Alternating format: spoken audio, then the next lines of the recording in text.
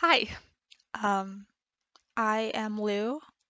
I am disabled and autistic, and I wanted to talk about, um, honestly, being disabled during this pandemic and also television, which sounds weird. Um, this pandemic has been very difficult, and it's not over. I know we want to believe it's over, but it's an unrealistic kind of, uh, how do I say it? Expectation. Like economically, you would think it's not unrealistic, but if there aren't people to feed into the economic system, then the economy still faces a very large risk of collapsing. Some people are saying that a recession will come, but I fully believe we've been in one for quite a while. Um, but I want to talk to you about Grey's Anatomy and Stranger Things. Um, During the pandemic, the shows were both filming and were eventually kind of like had to keep filming during a period of time when we didn't have vaccines, during a period of time where we had no idea what long COVID would look like on people, and with new variants coming up. Um, that's my phone. Um, but um, we had a whole season of Grey's Anatomy filmed almost completely in medical hazmat PPE.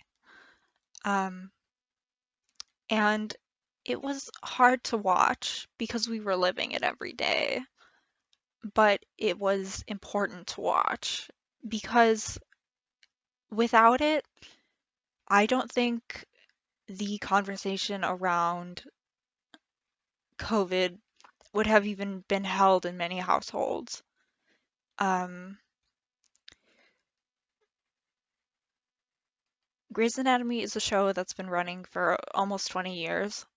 Um, People have come and gone, and it often talks about um, fully, to be honest, disabilities and people who are sick and come to the hospital for help because that's what hospitals should be for people. They should be accessible and helpful to everyone who walks through their doors. Um, it gave us episodes about COVID symptoms and about, you know, what we can imagine and what doctors have learned and people have learned, most importantly, um, during this pandemic, um, about COVID. And for some of us, that has helped us identify precautions and symptoms that we've had or to keep an eye out for things just in case. Um, I will admit it took a toll on my mental health. um,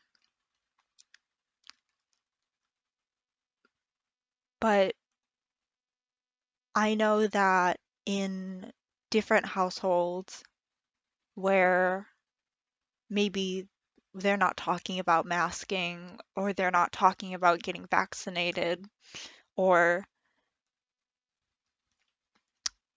like they're not having conversations about, what are the risks of COVID? Like people are dancing around the fact that COVID can kill you and has killed many people, both from immediate COVID and long COVID. Um, and it can happen to literally anyone. Um, I have been very lucky in which I have not gotten it. I can't explain to you why. I'm not genetically superhuman. Um, I've just been trying to take every single precaution that I can. Um, So in my time of taking precaution, um, I have been watching TV. It's something I did before the pandemic and something I did am doing. Pandemic's not over. We covered that. Um, uh, did and am doing like all the time when you stay inside your house a lot, um, or your house, wherever you are located, if you happen to be lucky enough to be sheltered, and quarantined away from people, um, you are and have internet connection, you're probably like you're watching this right now. Maybe. I don't know. I have no idea if this is even gonna come out. But maybe you've been watching shows. I have been watching Stranger Things since I was 16 when it premiered. Um, I remember watching it on my aunt's couch and loving it. I found something that was not too scary for me and very well acted, and the pitch was great. Um, there's a lot of things we could talk about with Stranger Things, um, but I would like to talk about its impact on, um, God, its impact on everything. Um, since this season was cut in half, we had a longer time to live with the characters.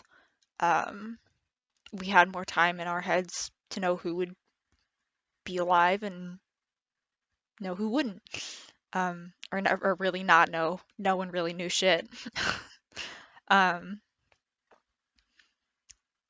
so there have been pop-ups for the store locations and places you can visit that are Stranger Things um, themed, and it feels like season 4 gained a lot of new viewers, um, especially within the rise of Eddie Munson, a character who only got about roughly 35 minutes of screen time, and then took the internet by storm. He's played by Joseph Quinn. Eddie Munson is a very complex character, at least to me. Um, his relationship with Chrissy Cunningham and also his relationship with himself, society.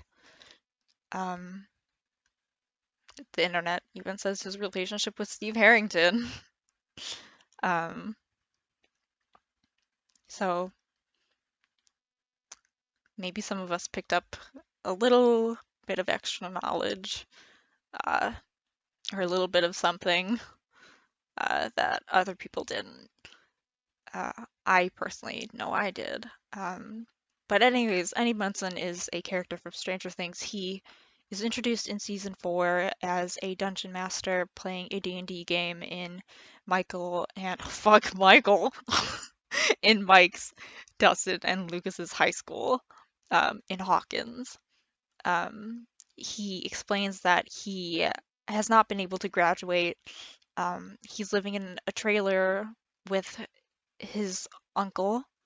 Um, his parents are hinted to not be good people, or at least good influences. He has a strained relationship with his father, we know. Um, and everyone thinks he killed this girl, but he's just been dealing drugs and happened to have a paranormal experience, um, as one does, when dealing ketamine and weed in the forest, um, to a girl that you're hitting on. Um, but people loved him. People thought he was cute. Maybe they saw themselves in him. Um, maybe they saw people they loved in him. Maybe those people aren't around anymore. Um, Eddie is friends with Mike and Dustin. We don't really know his relationship to Lucas, but Lucas does help him uh, while hiding from uh, the football team and the town, who are currently in a satanic panic, and definitely experiencing some Catholic guilt. Um, uh,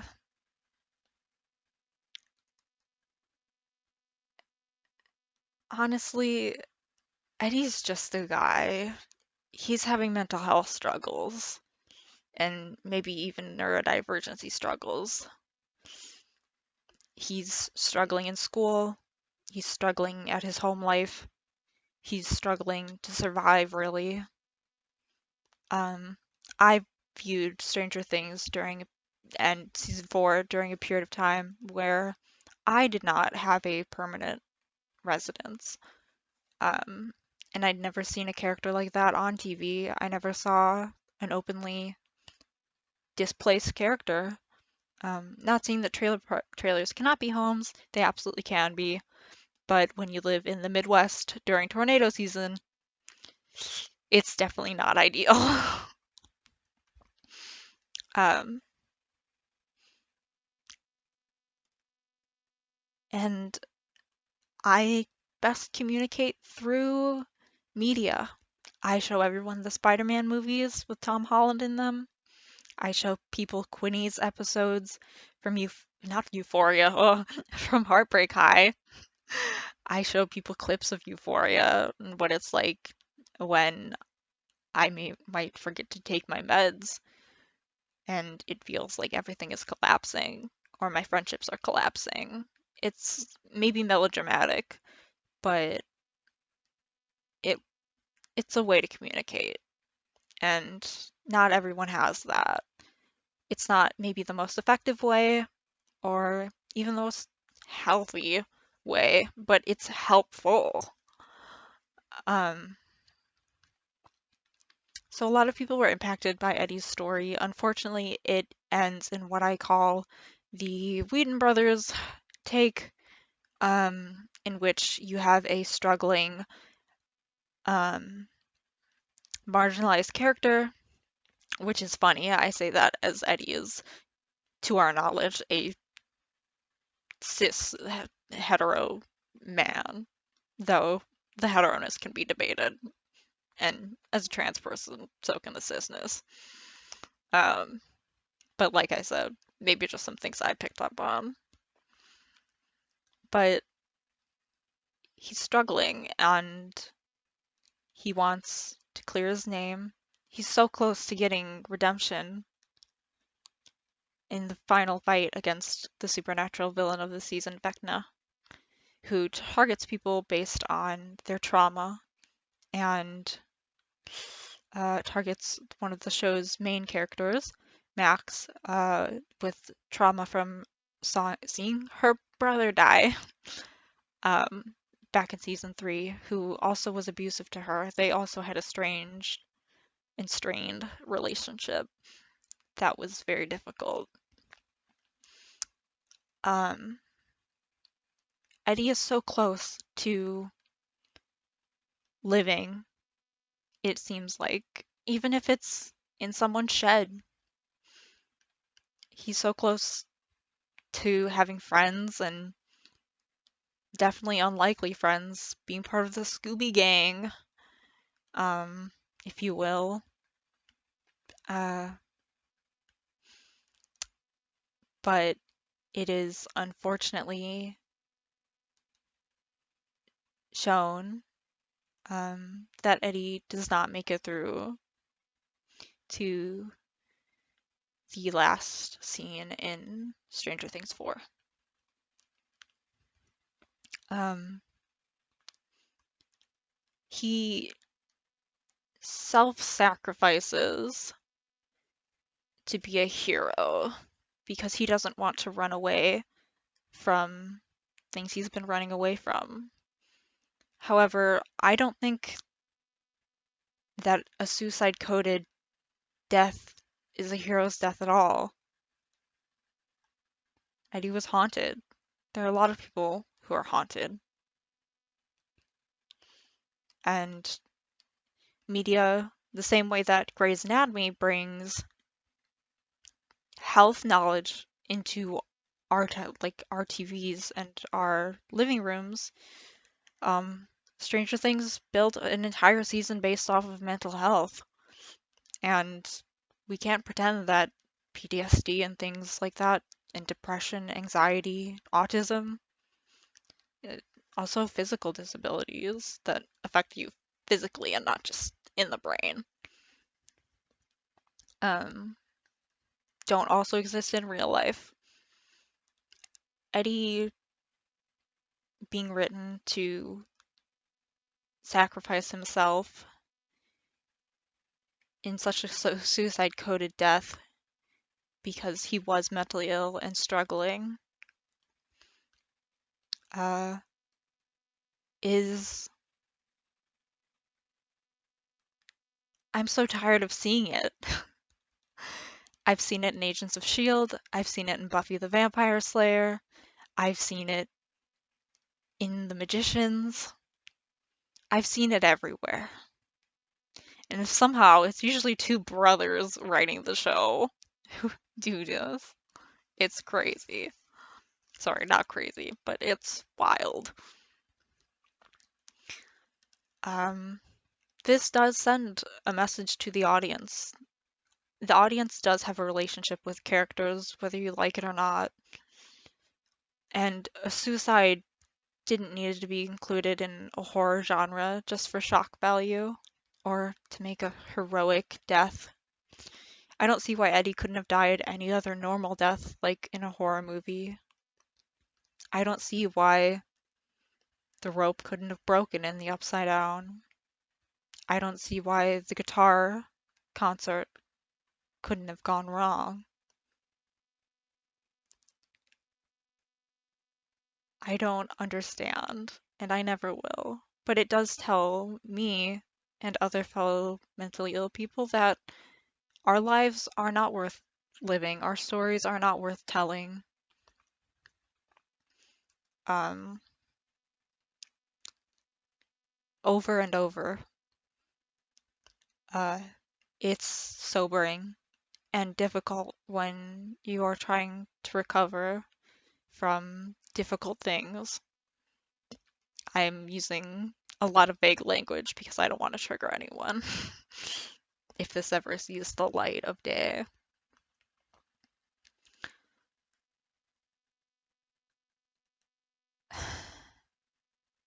I don't know. It just sucks. Like, it sucks. I fully believe people who are, sorry, disabled people like me, mentally ill people like me, deserve to have their stories told and also deserve to live in a world in which there is not active genocide going on targeted towards them. We are currently in the COVID-19 pandemic. Things have gone a little off the rails. There's a new variant just about every time I check the news, honestly, or talk to fellow disabled people. And there are not enough people getting vaccinated. The CDC just let down masking in hospitals where people who are immunocompromised, people who are getting surgery, people who need to recover from COVID even, are at risk of reinfection and infection in the first place. Um, we're seeing masses of nurses and doctors retire because the pay is not good enough.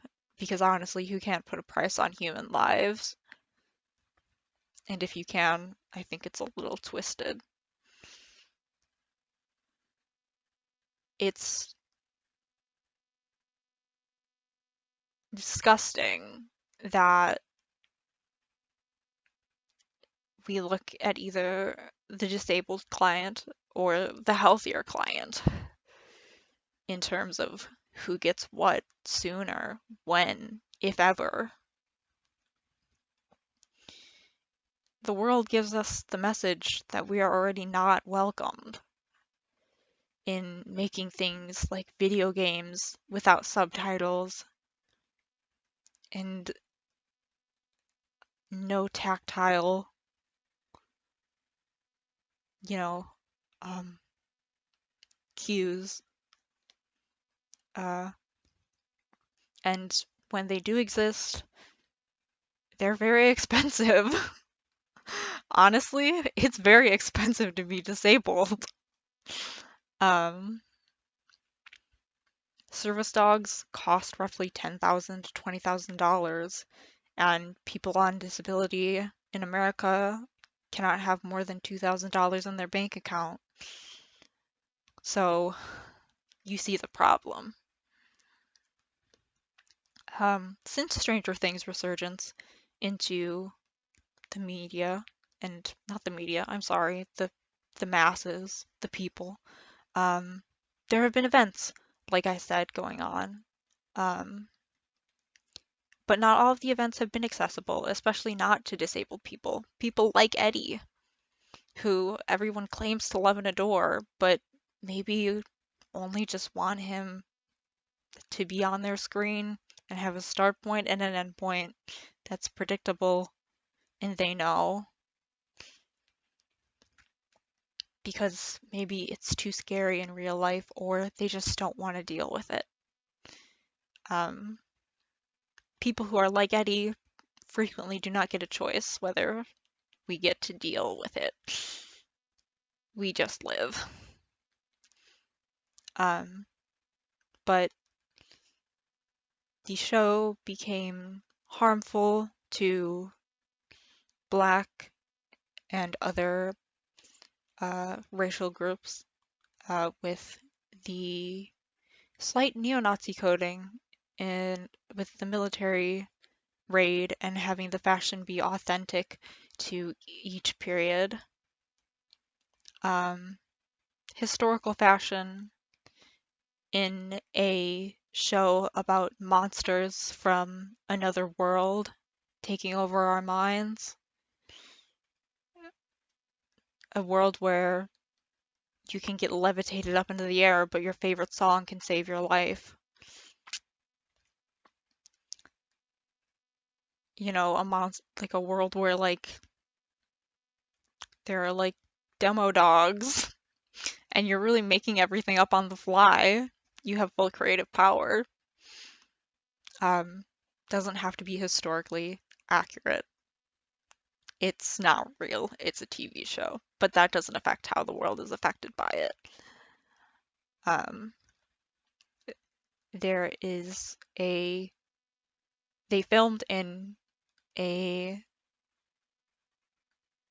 World War II holding prison where many people who did not fit the ideas of Nazi Germany and Nazi wherever the rhetoric was getting spread um, died horrible, tragic deaths, many whose story we will never know.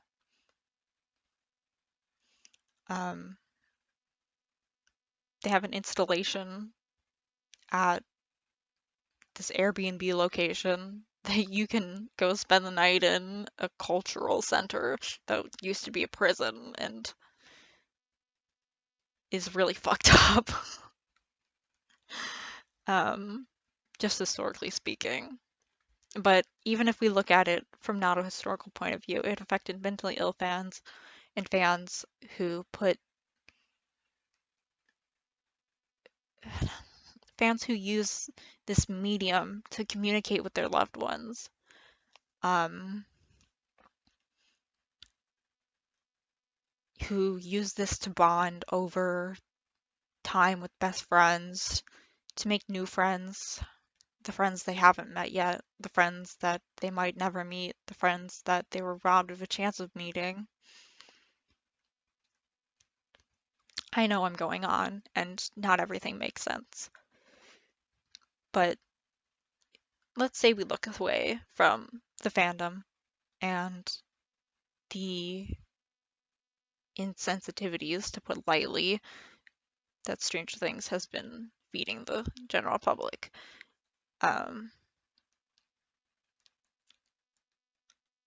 there were no spaces for disabled people, at least in my experiences. I went to the pop-up shop multiple times. Vaccination was never required. Masks were never required. And the site wasn't even ADA accessible. There's literally no way you could get a wheelchair through the amount of people in the store. And I went on weekdays at early times. I never even went, without booking a ticket. That was free. Um, there's the Stranger Things experience, which is also doesn't require you to be masked or anything, and it's still going on. It's a fully interactive experience, encouraging you to go spread your germs with each other. Um, and part of me wants to partake in these fun activities. I did when I felt safe, but I knew that there was always a chance. Um, right now, conventions are not safe for disabled people, and there is no option to meet a Eddie's actor like Joseph Quinn online. There are no options for autographs or anything like that, or pictures, um, or with any of the other cast. Um, it's disheartening. Um, I even see it in famous, viral, um, like viral as in on the internet, not viral as in infection. Um, I even see it in internet content, like people doing haunted houses, um, who, again, don't require masks or anything. They don't require for the strobe lights to be off. They don't have any signals for people who get overstimulated easily. But everyone should have an equal opportunity at enjoying the same space. Um, accommodations should be made.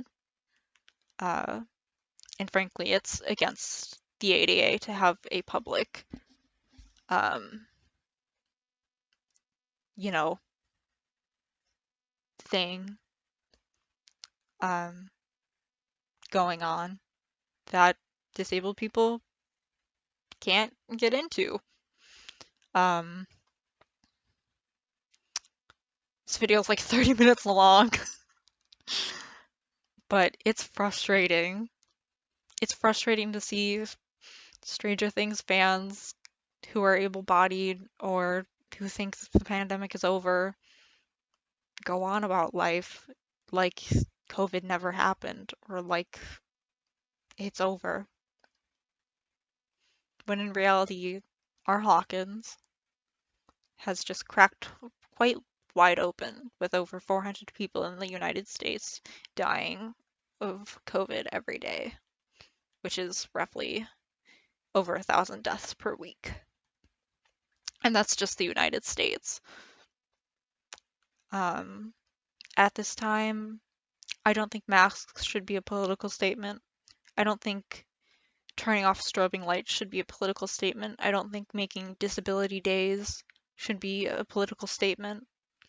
I think people with autism, people who have sensory issues, people who are wheelchair users, people who, you know, cannot normally enjoy things because they are built to be inaccessible for them, should be able to have equal opportunity, which means meeting actors, taking photos, going to fun locations safely while vaccinated, preferably, and masked.